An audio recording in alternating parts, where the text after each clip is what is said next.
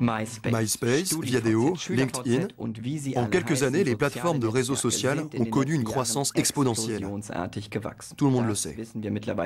Mais comment fabrique-t-on un tel réseau? Que faut-il faire pour travailler dans ce marché du virtuel? Pour le savoir, il faut aller en Angleterre, à Birmingham, où se trouve l'une des premières universités au monde qui offre un cursus de conseiller en médias sociaux.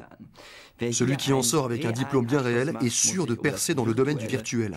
Elisabeth Sue-Eulenburg est retournée pour nous sur les bancs de la fac.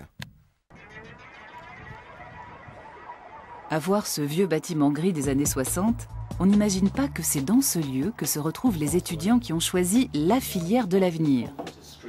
Ils se familiarisent avec les médias sociaux et les réseaux communautaires sur Internet et apprennent à les utiliser professionnellement.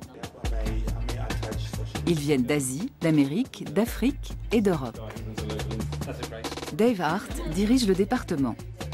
C'est lui qui a créé ce nouveau cursus. Quel est leur impact sur les relations sociales? Sont-ils plus démocratiques que d'autres formes de médias? Si certaines personnes sont de meilleurs utilisateurs, cela signifie-t-il qu'elles ont un plus grand potentiel social? Faut-il établir une hiérarchie entre ces différents types d'utilisateurs? Voilà le genre de questions qu'on se pose ici. Les réseaux sociaux relient des centaines de millions de gens à travers le monde. Ils grandissent de jour en jour et créent de nouveaux types de liens. Et bien sûr, ces liens sont ensuite exploités économiquement. Si une entreprise trouve le type de réseau qui correspond à sa cible, son succès est assuré. Et c'est là justement que les étudiants vont entrer en action.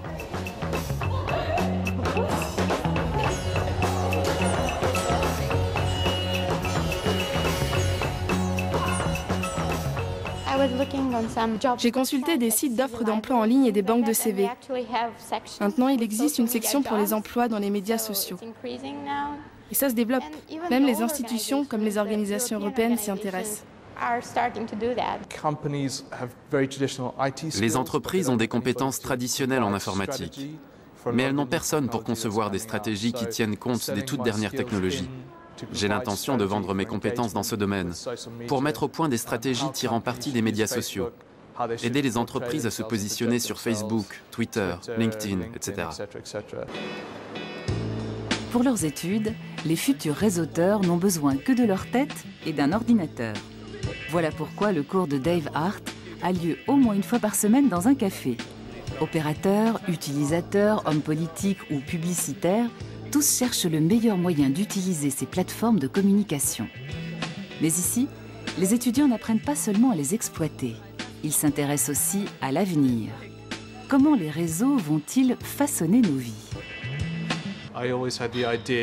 J'ai toujours été persuadé que l'accélération des communications permettrait à la population de s'impliquer davantage dans la vie politique. Et quand je vois l'ampleur que prend le phénomène aujourd'hui, je trouve ça vraiment passionnant.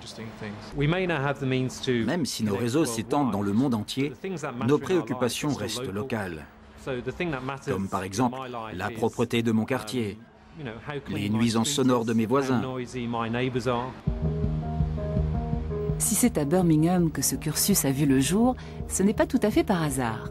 La ville a très tôt misé sur Internet et le projet Digital Birmingham doit permettre de relier tous ses habitants au réseau. Ceux qui n'ont pas de connexion Internet y ont accès via les canaux numériques de leur téléviseur. L'objectif est d'aider à la gestion du quotidien et de relancer l'économie de la ville.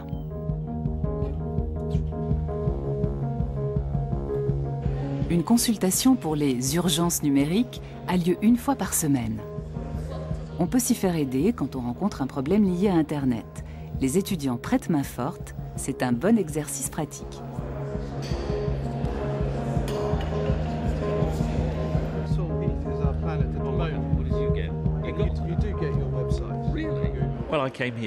Je suis venu pour mon blog.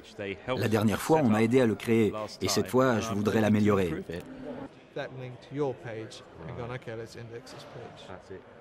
Et voilà, ça y est, c'est fait.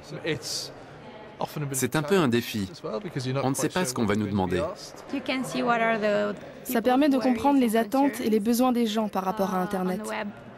La plupart du temps, on nous pose des questions d'ordre technique. Après le travail, tout comme les autres étudiants, ces experts de la toile se rendent au pub. Ici, on discute sans ordinateur et on boit de la bière bien réelle.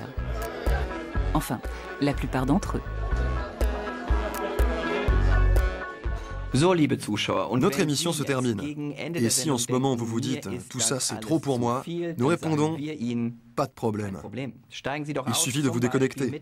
Un site allemand comme Ausgestiegen.com vous indique pourquoi et comment vous pouvez supprimer vos comptes sur les réseaux sociaux tout en continuant à vivre normalement. Vous trouverez évidemment un lien vers ce site ainsi qu'une interview de son créateur sur arte.tv/Europe. Pour ma part, je vous dis au revoir et n'oubliez pas, l'Europe vous aime. J'aime l'Europe, mais en Allemagne, il pleut tout le temps. En France, la nourriture est trop chère. Et en Espagne, les gens parlent trop fort.